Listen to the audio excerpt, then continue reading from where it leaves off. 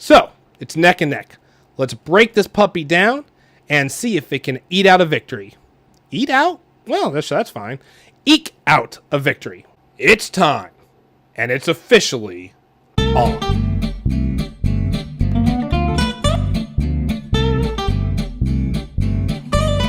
Welcome, I'm the Film Glutton, and this is Concessions Confessions, a Disneyland special edition, the Churro Challenge, Part 2, Game Day. Before I get into the Pixarfest churros, let's ensure we establish that the official glutton grade for the original churro is XXL for extra extra light. Round 1, the Challenger, ants and a log churro. Right after my first meal, the Pixar pulled pork hot dog, I started off with this one. This churro was a perfect capper to my lunch and a great start of the competition. This churro features a donut glaze with cocoa cereal on top. It's super sweet, but the glaze combines well with the Cocoa Krispies to create a true cereal-like experience. I love the cereal and I'm a huge chocolate fan, so I naturally love this churro, but I'm giving it the grade of L for liked. It's good, but not classic good. I love glazed donuts. I don't need it on my churros though. They should have dipped it in chocolate. A thin chocolate shell would have been nice. I definitely recommend this one with coffee. I would add a little mocha to that coffee. It would be a perfect duo. All right, round 2. The Challenger. The Presto Rabbit Carrot Cake Churro. This churro is rolled in cinnamon sugar with a raisin carrot cream cheese frosting. This one comes with a major caveat and suffers from a huge handicap that probably will not affect you. You see, walnuts are my kryptonite. I'm highly allergic. This frosting has walnuts. So, obviously, that interferes with my judging ability. But, I added a few tweaks here and there to make it work. So what I did is, I consumed the churro itself. I then broke off a section and provided it to some of my family and asked them about it. They described the frosting as good, but really just cream cheese frosting. The other flavors, I guess, didn't really surface. Okay, I can work with that. I've had cream cheese frosting before. The churro itself was really freaking good. It only says it's rolled in cinnamon sugar, but they do incorporate a kind of carrot flavor. The big walkaway, it was just the right level of sweetness due to the carrot flavor. The slight carrot taste brought an earthy veggie quality that tamed the sugar, most likely allowing room for the cream cheese frosting. It reminded me of why I love carrot juice and orange juice so much. They simply pair so well together. The slight neutral flavor it had also allowed you to freely choose a beverage that wasn't coffee. I chose Diet Coke. Even with the handicap, my official glutton grade is XL for extra light.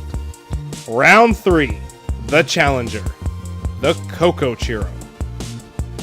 This one gets a major extra credit point for its uniqueness.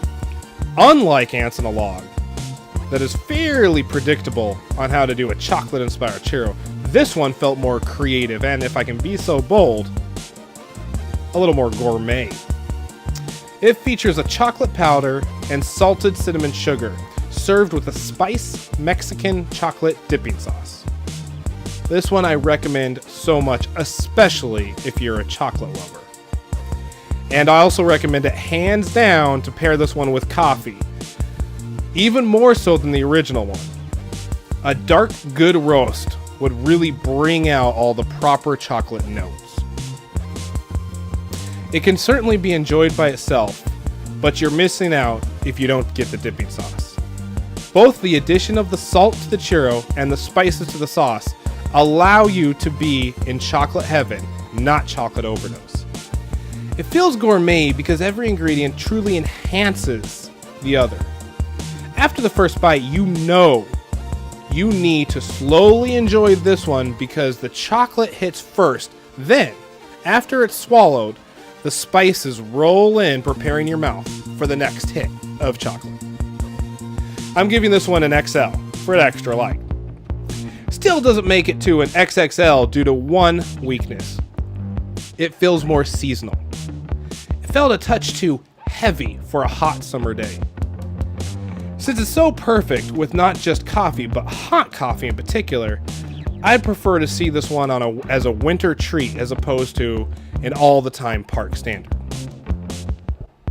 Round 4, the Challenger, the Caliente Churro. Okay, right out the gate I'm giving you the grade on this one because it needs explaining and translating. I give it an L for liked.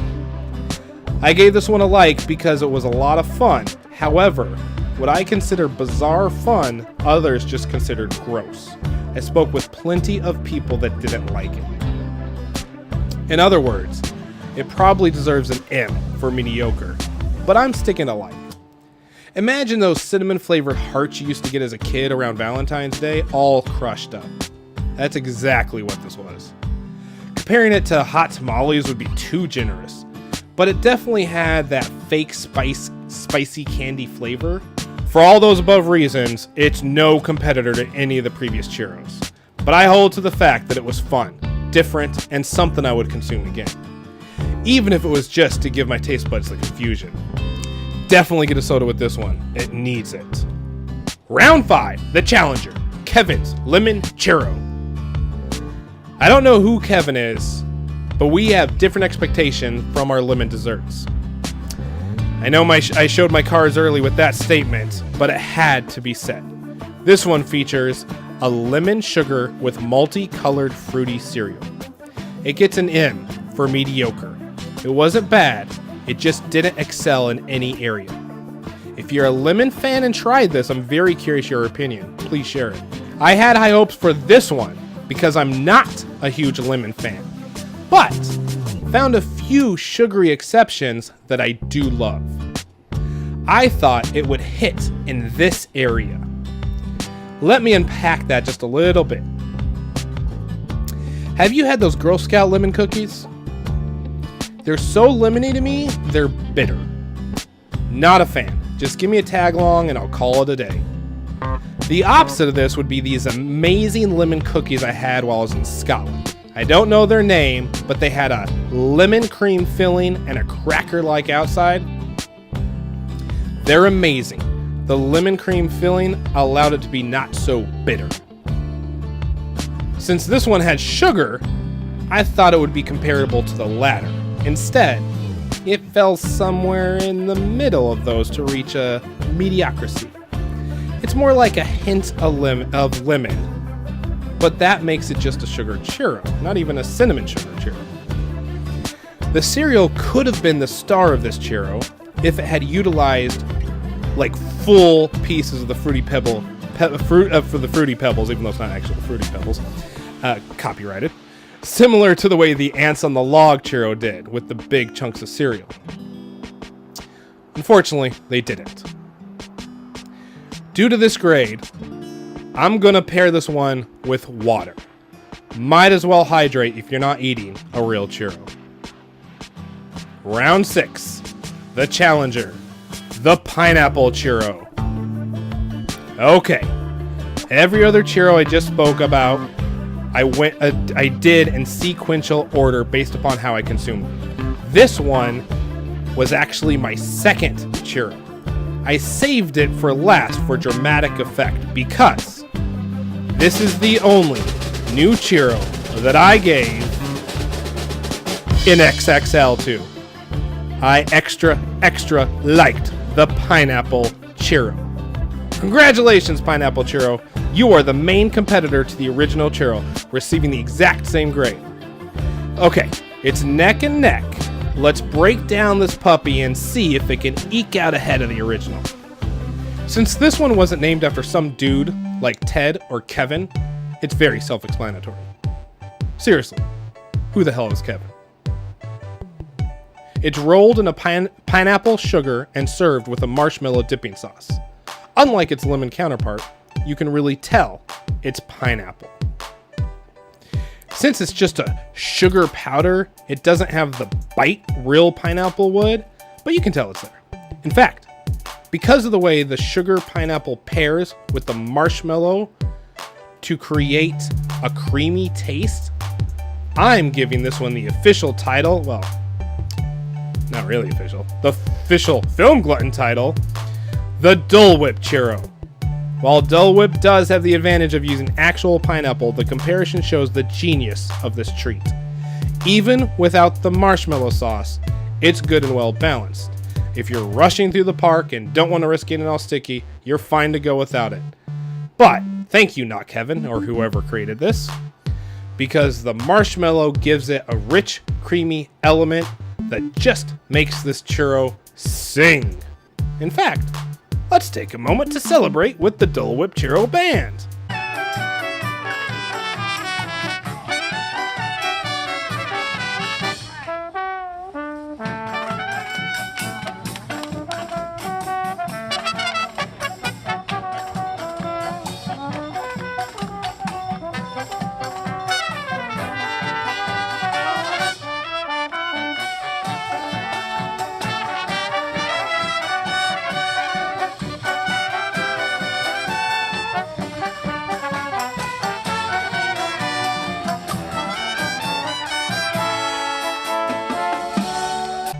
Thank you, Dole Whip Churro Band. Okay, really that was the Disney All-American College Band, but they're pretty good, right? They're a great way to end a challenging day of churro eating. I left right after listening to them, and after the Matterhorn, and the Thunder Mountain, and Space Mountain, and a corn dog. Anyways, this is about churros. And the ultimate winner, which I can now proudly announce, is the original. Sorry, Pineapple Churro. I truly hope they keep you around because out of all of them, I would place you on a regular churro rotation. However, when all is said and done, you just can't beat the simplistic cinnamon perfection that is the Disneyland churro. Yeah, I love mine with coffee, but it goes with soda just as well. It's great to start the day.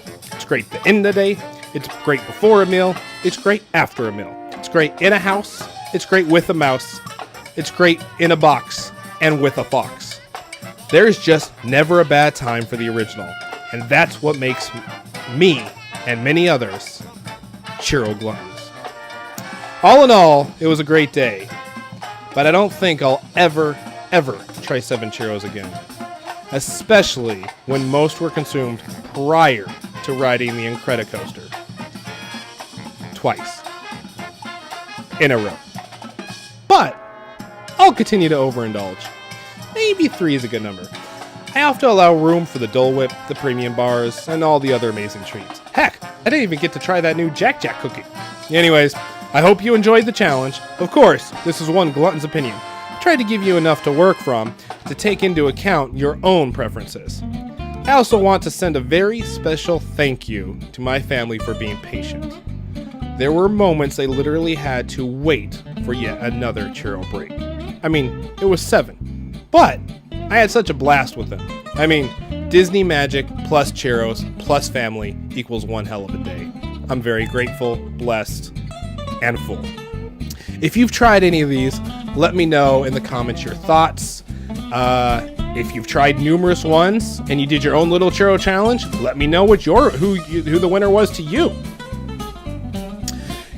Until Disneyland launches another food-based money-making scam that I'll fall victim to, this is the Film Glutton, reminding you to keep the magic alive and never turn down an upgrade. Have a good night, folks.